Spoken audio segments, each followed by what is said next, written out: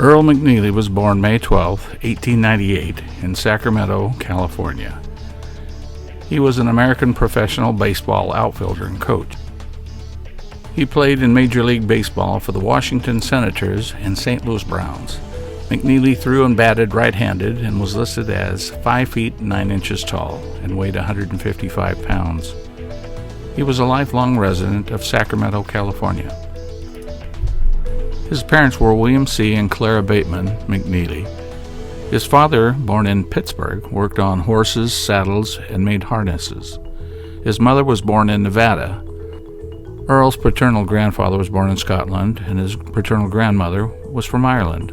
William McNeely, 19 years older than his wife, was already 50 when Earl was born. Clara McNeely worked at home, raising their 6 children. Earl was the second youngest of the 6. He had an older brother and 3 older sisters. A younger brother was born in 1903. Growing up in the Sacramento area, where he spent his entire life, Earl attended the Oak Park School through 8th grade before playing basketball and soccer at Sacramento High School. The same school later produced Stan Hack, longtime Cubs third baseman. "I was considered too small by the coach for the varsity baseball team," McNeely told a reporter in September of 1924. "I had to confine my playing with kid teams in my section of town, but I was always thinking, talking, or playing baseball." By the time he graduated, a war was raging in Europe. McNeely landed a job as a rodman, an entry-level position, on a surveying crew with the State Highway Commission in Sacramento. His experience helped him get assigned to the Army's 23rd Engineers Regiment when he enlisted in 1917. After basic training, the 23rd Engineers shipped out to France in March of 1918. There, McNeely and his unit took part in the Meuse-Argonne offensive, which resulted in the November 11, 1918 armistice, ending the war. When the 23rd Engineers returned to the United States in May of 1919, McNeely headed home and resumed his work on the surveying crew. He soon was promoted to leveler before being certified as a transit man. By then, his younger brother John had joined him as a rodman with the Highway Commission survey crew. At this point, Earl fully intended to make his career as a surveyor. "In the summer months, we would be out on survey work, which prevented me from playing baseball," he said in a 1924 interview. But his work schedule gave him time to play in the semi-pro Sacramento Valley Winter League, and in late 1920, McNeely won a spot on the Lobner's Clothing House squad as a third baseman.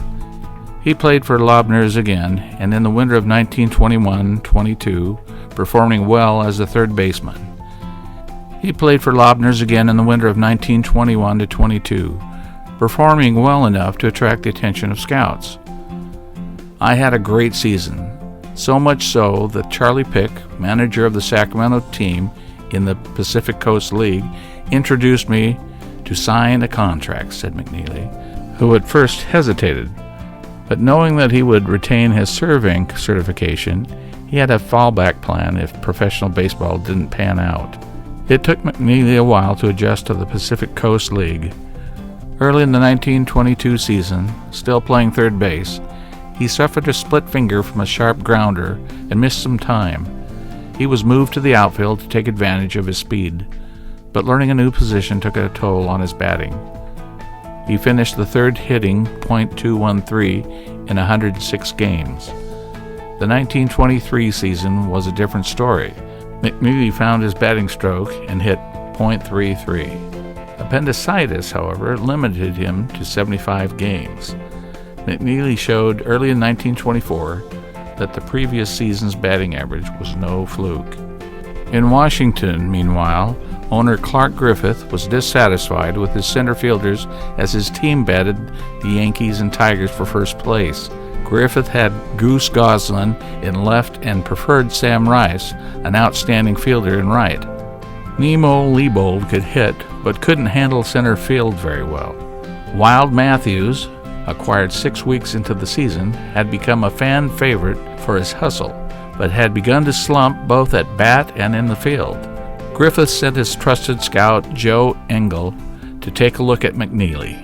Engel returned with a glowing report. Griffith agreed to purchase McNeely for $35,000 and 3 players, with Sacramento giving Matthews for the rest of the season. McNeely was told to report to the team when it got to Chicago. Griffith, traveling with the team, waited for McNeely to check into the Senator's Chicago hotel and greeted him with, "So, you're the fellow I paid all that money for," extending his hand in greeting. "Sorry," said McNeely, shrinking from Griffith's handshake. "I can't raise my right arm above my hip. Dislocated my shoulder last week in a game at Frisco." A livid Griffith wanted to cancel the deal, even calling on the commissioners to intercede. The Nats owner was told he could withhold payment until McNeely recovered. Indeed, Matthews had a pitch hit in Chicago on August 9th, the day McNeely's made his debut as a mid-game sub in center for Leibold. McNeely went 1 for 2.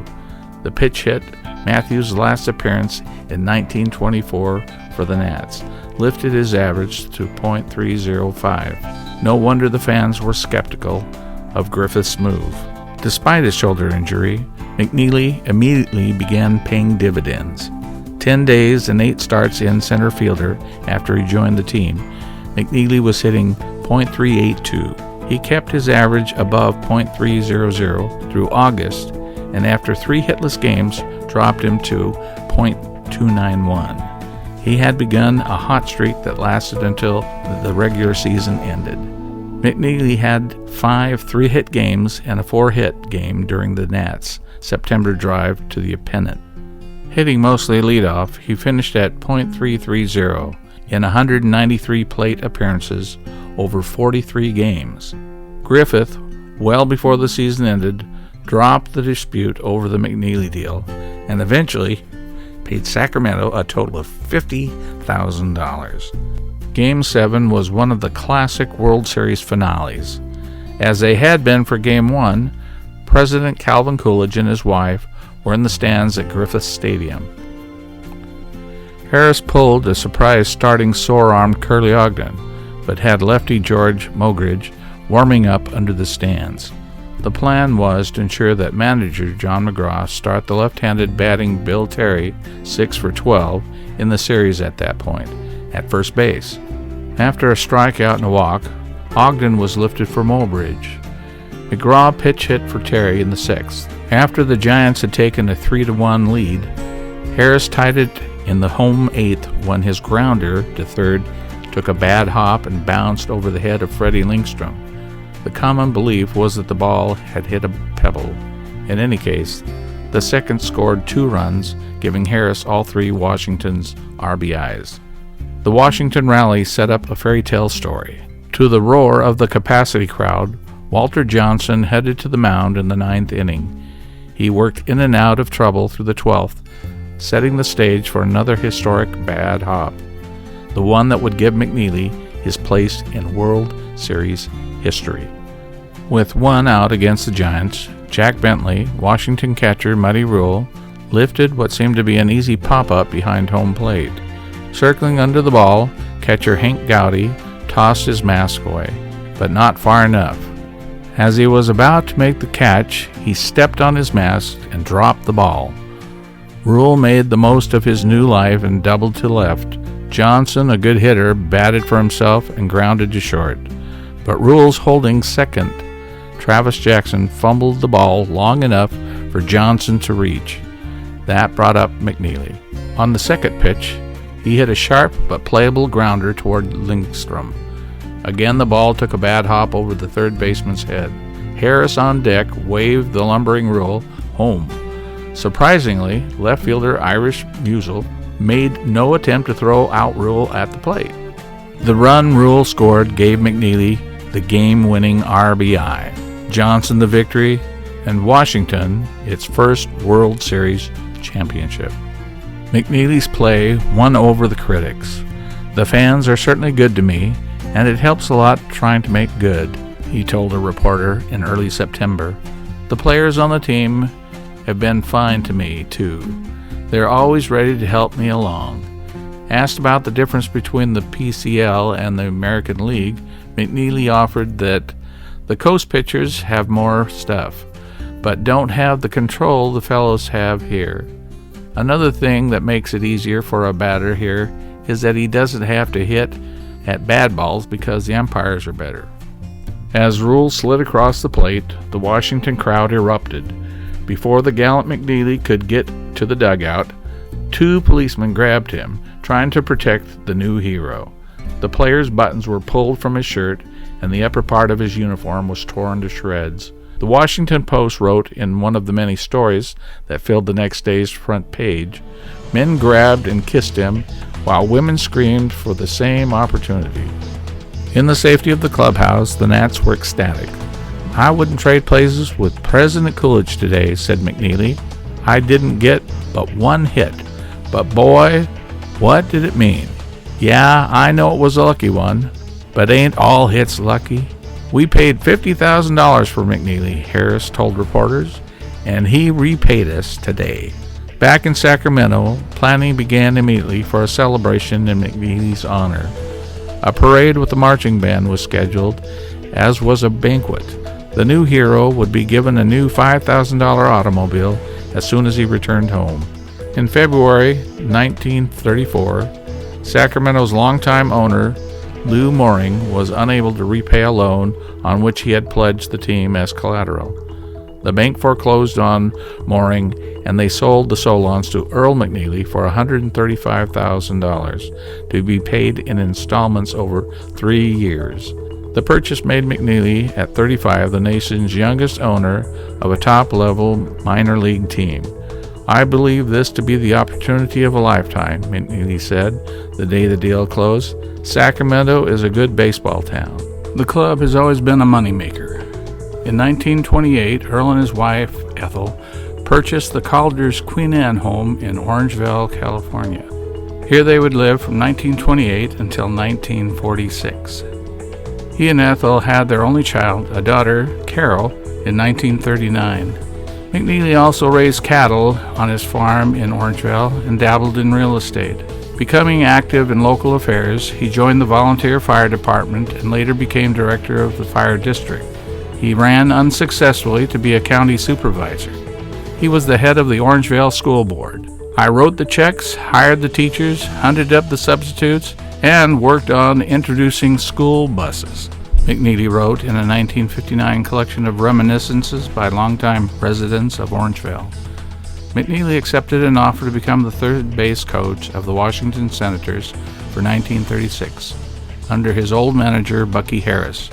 In December, knowing that he wouldn't be back, McNeely turned over what was left of the Solons to Branch Rickey and the St. Louis Cardinals. "No money changed hands," McNeely said, with the Cards presumably settling the team's debt. The achievement of which he seemed to be most proud of was his role in establishing American River Junior College in 1955.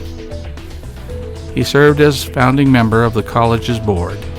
American River in northern Sacramento County has grown into one of the largest two-year colleges in California with more than 35,000 students.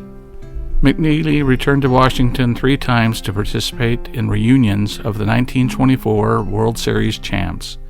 The first time, in 1932, he and his former teammates took part in a September 1951 reenactment of the deciding game.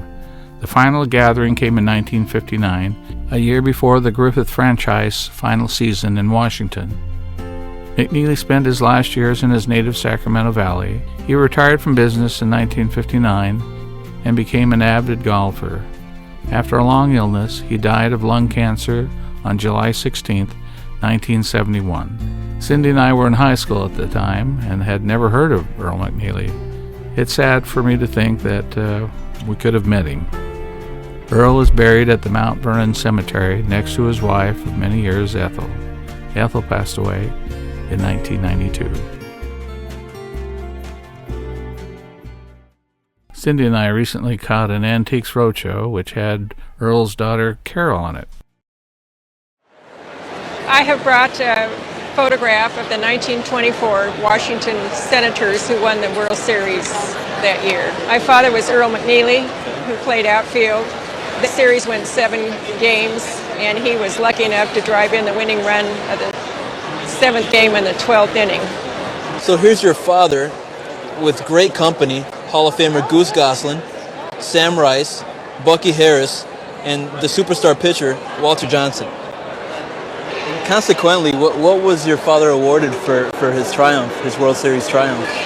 I think it was maybe $50,000. Along with this pendant. Yes, yes. Right?